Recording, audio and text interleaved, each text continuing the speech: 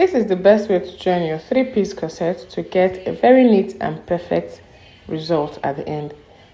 Pick up the lower pieces, make sure that you have marked the parts to be stitched to each other, and after stitching you go ahead and cut off any excess that you have and your seam allowance. Then go ahead and now pick up the upper part. That's after cutting off your seam allowance and your excesses. Pick up the upper part and mark the two centers together. Make sure the two centers are meeting each other at a point.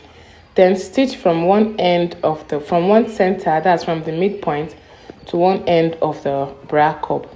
Do you understand? No, make sure to stitch from one end to one end. That's how I stitch mine, and it gives me a smooth result.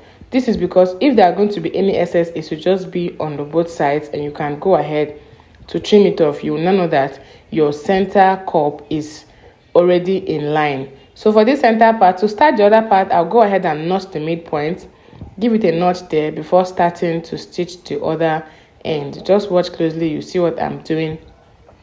And when I finish doing like this, I will stitch it to the end, and I will now cut off my seam allowances also to the barest minimum.